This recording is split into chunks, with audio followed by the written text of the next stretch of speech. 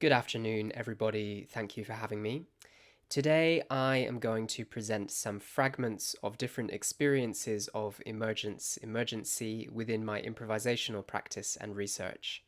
My aim in presentations is always to speak as directly as I can from the practice itself, and so this presentation will be using a combination of voiceover and annotations on audiovisual material of practice in action. In this way, it is an experiment in utilizing a variety of registers of sense that are perhaps more affective than they are explanatory, and it's my hope that knowledge might be invoked between different agencies of media in the interstitial spaces between forms.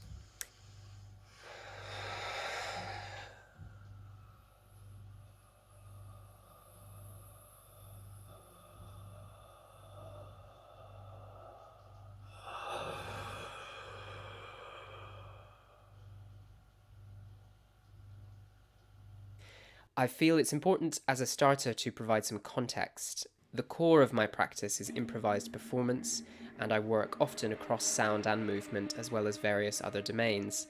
I've come to use the piece of compound terminology, transdisciplinary free improvisation, to evoke a field of particular qualities and characteristics in practice, both performative and ideological, which I identify as emergent in my work and which I also identify in similar co-emergence in the work of certain other peer practitioners and communities. I don't consider TFI to be a definition of a particular performance practice or method. Rather, it's a coming together of three existing terms, which are each in their own way subtly resistant to definition while widely used, and which carry a plethora of interlocking nuances and associations. As an invitation to consider these terms in relation and in the context of this conference on emergency, I would like to offer some specific evocations of the terms as I see them and use them in practice, laid out in the form of a manifesto after Tina Krekel's Manifesto of Feminist Free Improvisation. These offerings are presented not as universals, but as understandings grounded in my lived experience of improvisation, with improvised practice research understood as a means of investigating, way of knowing, and a form of embodied knowledge. Improvisation as an artistic practice of making, doing, being now, of happening in and belonging to the moment, while acknowledging this moment as being connected to others, past and future. Improvisation as performing spontaneous, creative, expressive activity with people, with objects, with others, and with self, all in and as environment.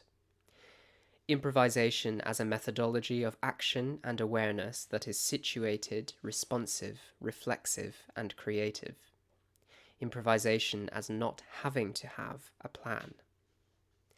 Free as a structural and conceptual openness to emergences, to capacities and possibilities, as well as to ideas and propositions which arise and are expressed. Free as allowing and being allowed to have concrete as well as inconcrete ideas and desires, and to explore them without unnecessary limitation. Free as freeing through the imagining and articulation of personal and collective emancipations in whatever form they might take, whether known or unknown. Free as the giving and receiving of space and permissions. Free as a motivation to explore both independence and interdependence. Free as expressing and embodying possible pluralities and contradictory identities, of affording and being afforded the capacity to exist as more than one thing. Free as the capacity to articulate specifics as well as to transform. Transdisciplinary as the gentle deprioritizing of disciplinarity and its portents as defining the means and contexts of expression, while allowing that it forms part of individual practices, ongoing history, architecture, society, and culture in a variety of situations. Transdisciplinary as the practical transgression and questioning of boundaries concerning performed vocabularies of expression held in belonging to disciplines and disciplinary axiologies. Transdisciplinary as both the cohabiting and the blending of plural disciplines within single individuals, within groups, within performances, and within spaces. Transdisciplinary as trans-epistemological, in the recognition of the existence of multiple kinds of knowledge and transmission, and of their capacity to inform each other and coalesce into new forms. Transdisciplinary as the invoking of potential knowledge arising in unnamed interstitial spaces and relations.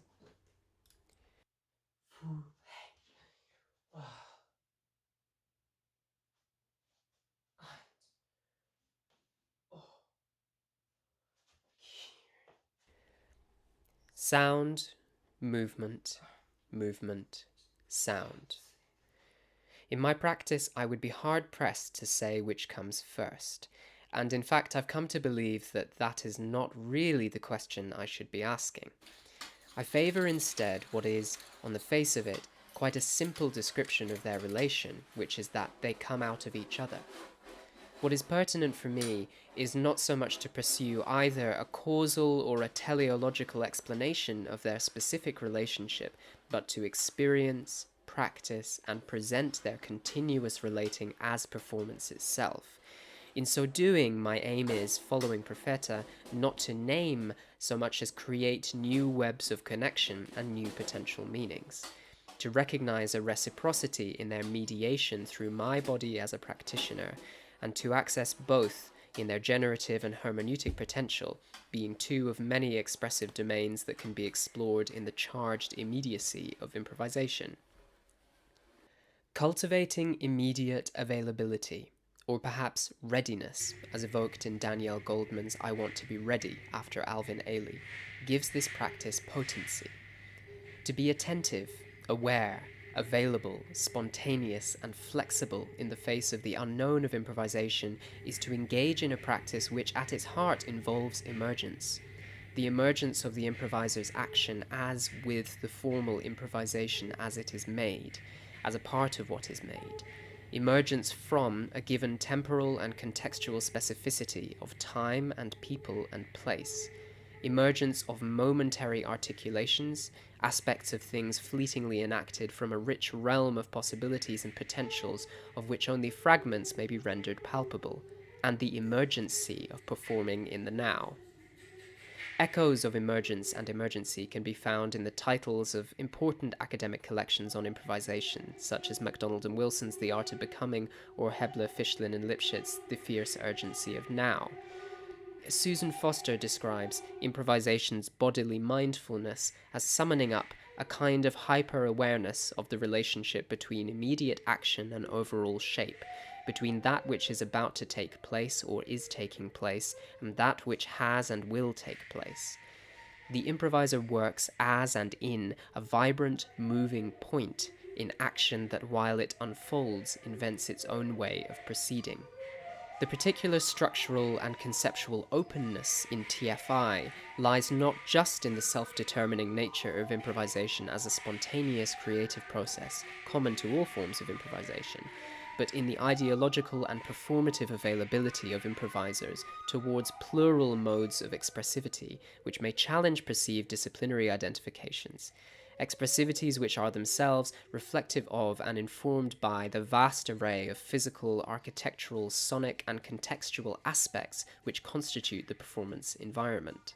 Such an openness to whatever emerges, to be expressed in whatever domain, involves a dropping of conceptual stringency surrounding the form and validity of certain expressions as being performed by certain individuals in certain ways, dependent on an inferred disciplinarity of person or situation. A move instead towards what could be considered action that is pertinent in that context represents a deprioritizing of disciplinarity in favor of emergent expressivities that cyclically arise through improvisation, condition its parameters and boundaries, and subsequently change through its processes. This dropping, however, is contingent as much as any other aspect of performance on the cultural framing of the performance event, and is not without the potential for misunderstanding. The foregrounding of the body, for example, in sonocentric performance contexts, can be a challenge to social and cultural understandings of nominally shared principles. Bjorn Heile, in his attempts to define music theatre, summarizes that It just so happens that we are normally conditioned to disregard any physical activity exercised in favour of the resulting sounds in the case of the performance of music, whereas we tend to focus on body movements in the case of theatrical actions. We say that an actor crosses the stage, rather than that she creates a regular beat with her feet while walking across the stage.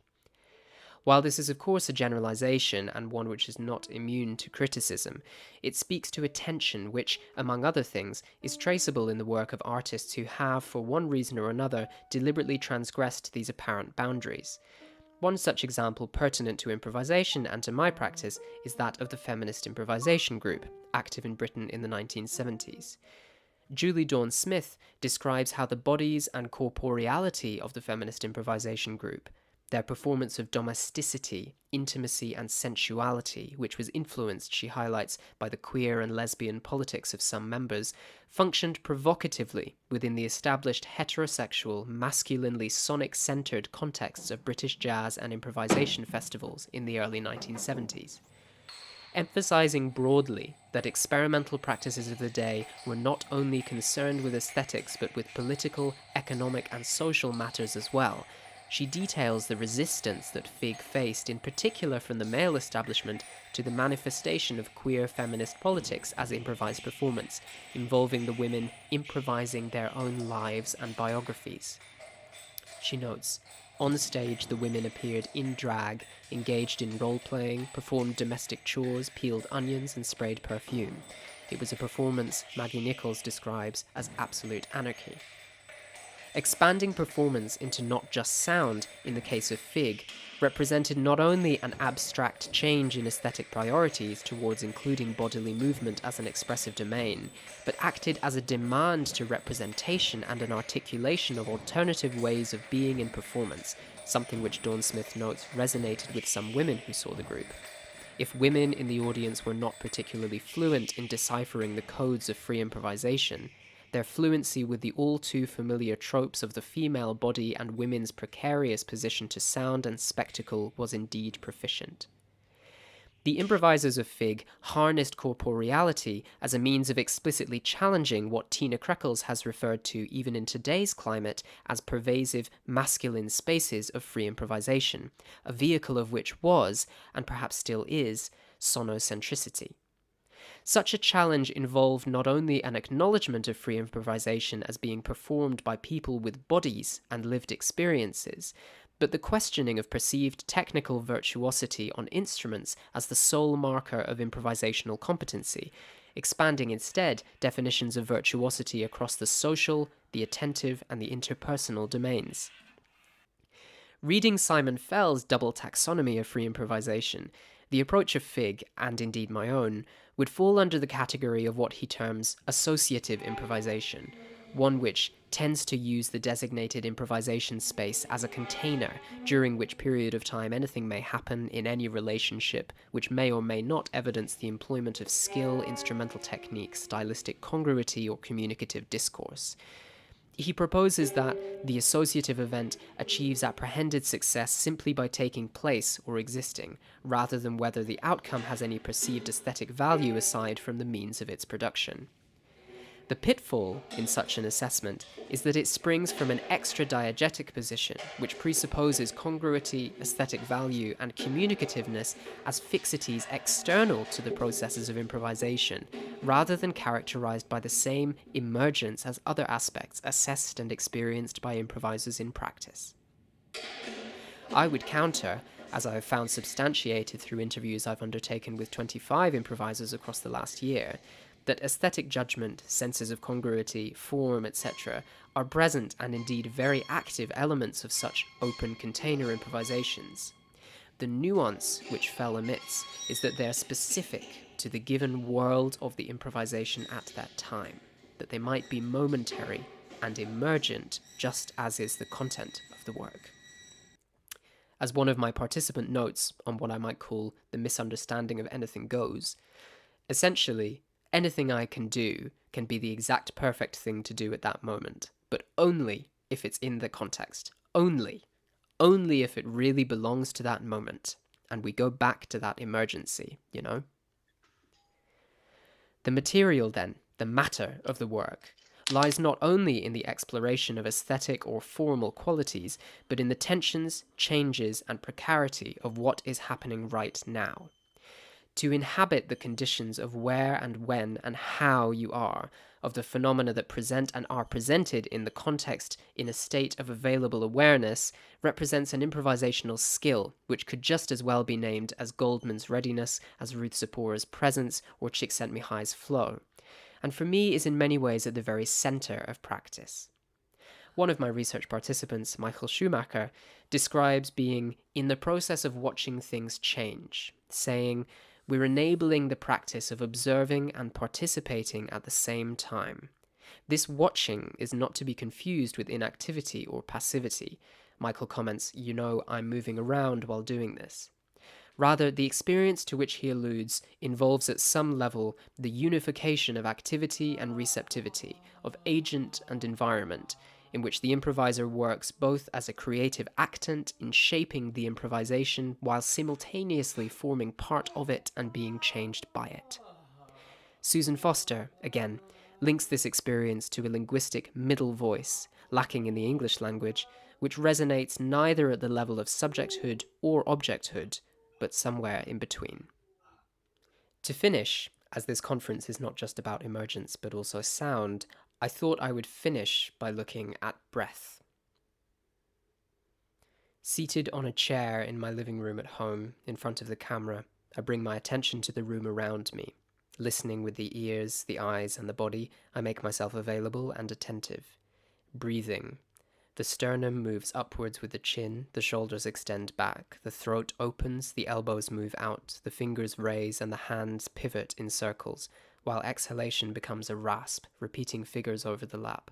Dropping weight of an arm, tightening the larynx as the tongue pulls back to open the cavity of the mouth, the elbows out again, extending a line from the lap down, dropping weight in the arm, pivoting, twisting, as the airflow tightens into higher frequencies, the right arm dropping, inhaling and gripping, pulling up from the belly into the chest, the air moves upwards, rising, extending spine, vocal folds dry, lungs filling, volume diminishing, moving to a slow, extending the neck through the silence, anticipating a break. Hold. Beat.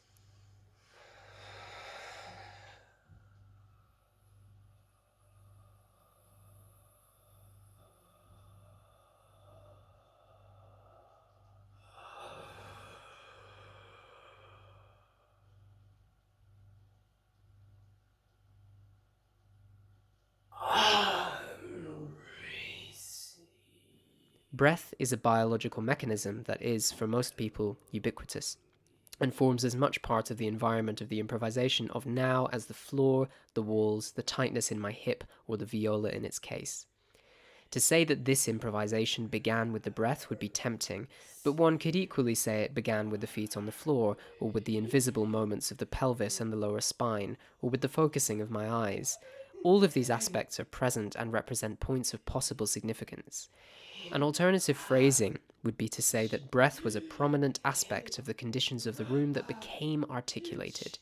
It was chosen in the moment, and I use the term choose in a very loose way, and transformed from something incidental, environmental, into something palpable and expressive. It became, as Lehmann describes, something to be received as a sign in the sense of a manifestation or gesticulation obviously demanding attention. The sensation of articulating in improvisation things that are already present, of playing what is already there, connects again to this underpinning of emergence, of being attentive to the vibrancy of immediate response to the environment. It doesn't necessarily mean treating the existing environment as a score to be interpreted into action, although this is very possible, or translating a representation of something other to oneself then shown in the body, but rather falls into this far less quantifiable sense of being part of while making, of experiencing and apprehending an environment while simultaneously changing and shaping it through action.